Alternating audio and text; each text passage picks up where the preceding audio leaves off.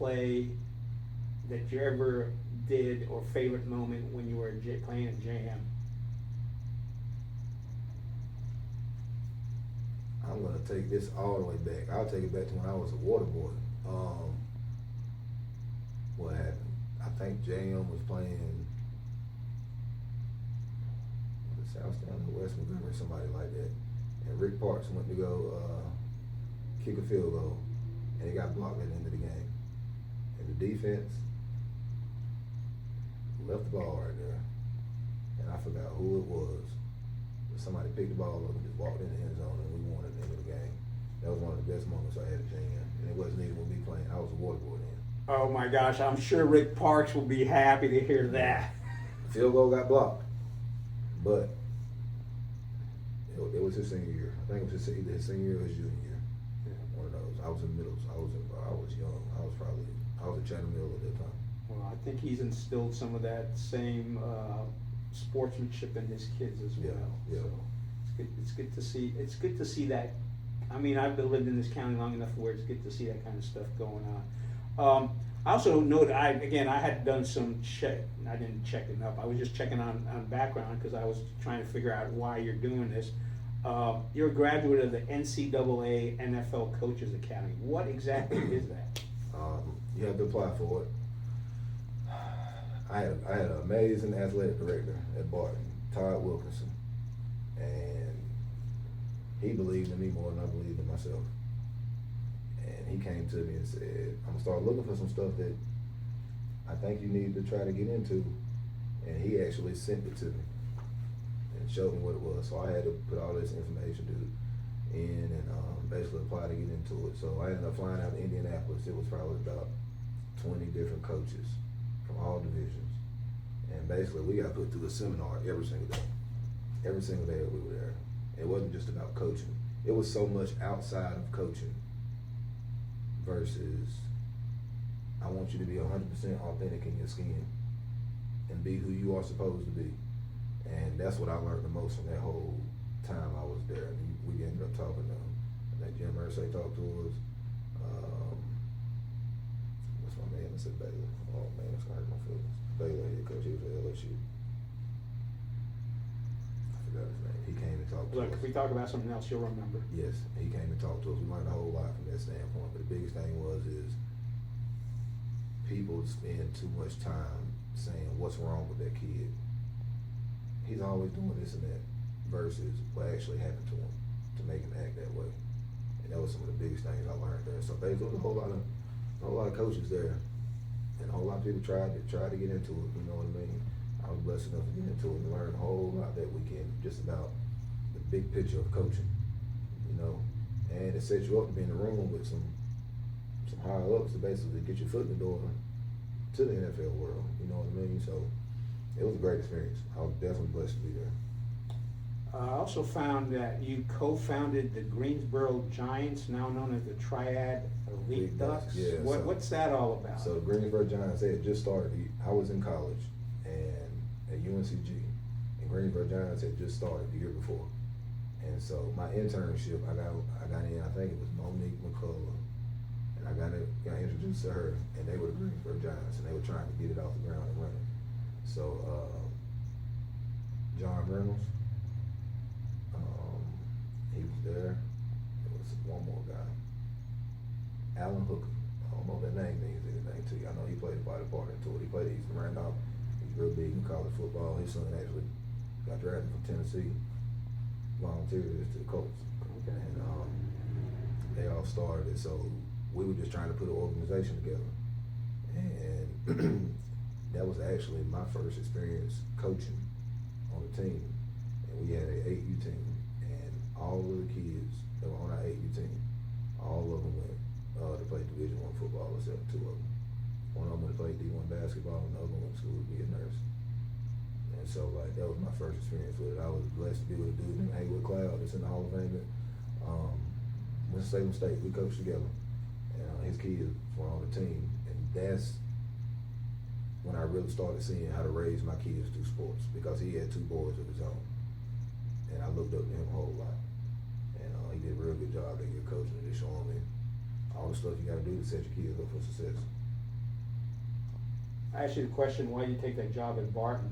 My follow-up question to that is, why you take the job here in Siler City as the Parks and Rec Director?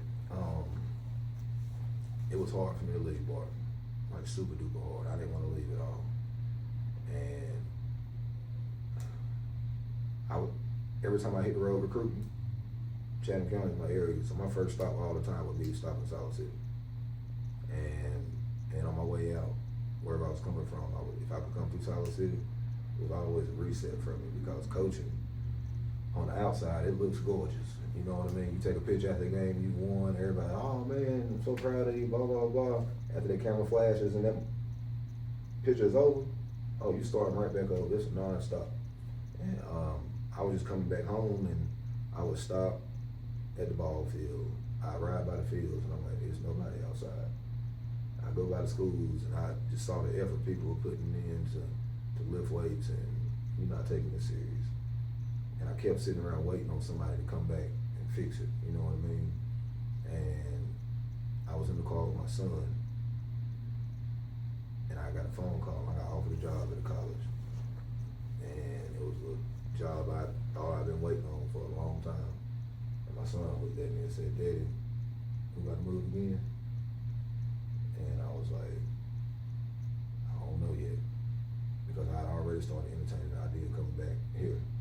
And because my oldest son is at that age where I can't drop the ball on him. Right. I can't drop the ball on him. Is he gonna be seventh grader this year? You know, he's going to the sixth grade. Sixth grade, okay. But like, this right here is a pivotal moment for him. And he said, he said, Daddy, I'm not gonna be able to go to all these wrestling practices if you take this job, remember? I said, nope. He said, are you gonna be able to make my games? I said, nope. And then he broke down crying in the car. Started tearing up, and he said, I want you to coach me. And then when he said that, that's all I needed to hear. You know what I mean? So I know thousands of coaches, hundreds of coaches who, as a college coach, you miss everything. I missed so many weddings, so many funerals. It's ridiculous. But for the bigger cause, you're helping so many other people. I mean, I've been on teams where we got a roster of 180 plus kids, you know what I mean? And I'm there for them, like I'd be here for somebody here. And just, I could see that my city where I'm from, it was heading in a direction where it could have went left, and it could have fell all the way off the wagon, or I can come in right now. Plus I got my son with me. I can use him to help me do a lot of these drills, because it's a whole lot easier to run a practice with when I have him with me than when I don't, you know what I mean? Because he's only been around college football, so he knows the expectation and this and that. He knows what it's like to sit in a meeting, because when I started having those fellowship meetings on Sundays, you could look around and see him sitting in the meeting, focused, sitting up tall, and you look around at everybody else, and they would start looking at him and they'd copy him. Man, he's not the best. I mean, that's not me saying he's the best one on the team. He just knows what it's supposed to look like. You know what I mean? And just him and that whole, I love Siler City. I love Siler City. I had a blast coming through Siler City as a kid. People would say there's nothing to do, it's because you sit at home all day. I want to make sure the ballparks are packed like they've always been packed. My goal was to get a certain number of kids playing football. We tripled that the first year. You know what I mean? That just goes as kudos to all the parents that supported us. It's just, my big thing is I want to learn as much as possible and then bring it back to those kids. Because everybody always say, if I knew what I knew now, then, blah, blah, blah, blah, blah. But they always say that, they never take it back. You know what I mean? They never take it back. And I didn't want nobody to say I never came home and tried to make a difference. We talked about you, we talked about your grandfather, we talked about your mom, we talked about your 3 boys. Mm-hmm. You mind if we touch on your wife? How'd you guys meet and Oh yeah, I've been with my wife since we went to high school together. I was 16. Okay. So we went to high school together. She was 2 years younger than me. So my junior year was our freshman year, and that's when we got together. And so, but like, even growing up then, we were all in middle school and elementary school together. So Siler City is a small town, you know what I mean? So everybody knows everybody. you had that discussion with your son in the car, and I had to smile when you talked about it, because I think a lot of dads have discussions with their sons in the car. There's that, you know, it's just you and. Because those car rides can go right and left sometimes. Yes, they Especially with can. sports. And I think a lot of dads out there who have gone through that experience. That happened.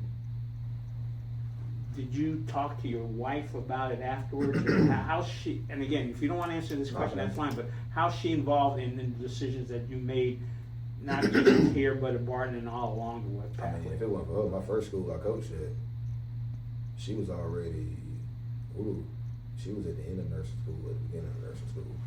And so my first year coaching, everybody think you're making all this money. I got a pair of shorts and a collared shirt, you know what I mean?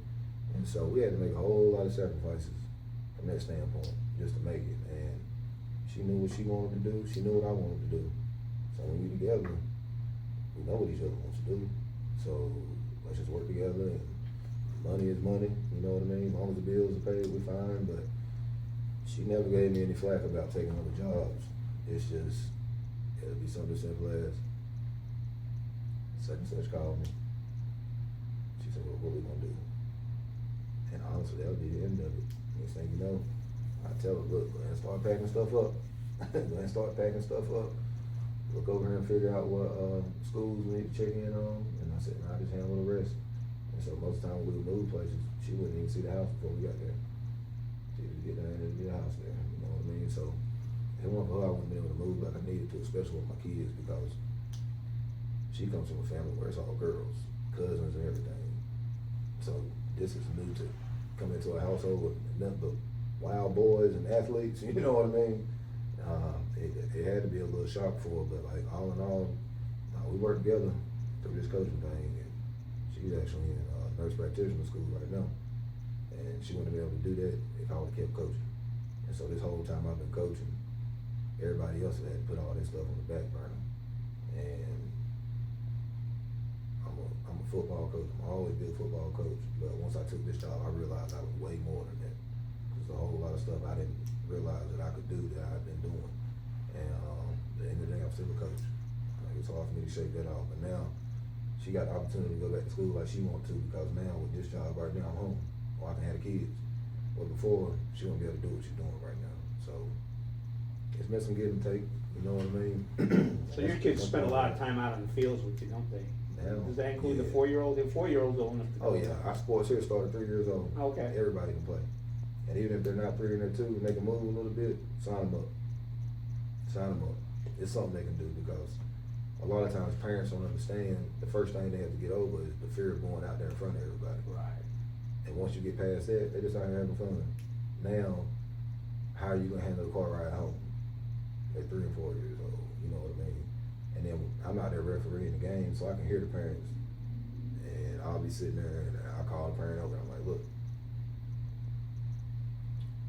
what'd you do before you came out here? Even with the 7 and 8 year olds. I said, y'all practice at home? They're like, no, man, he knows better. How does he know better? You haven't done your part.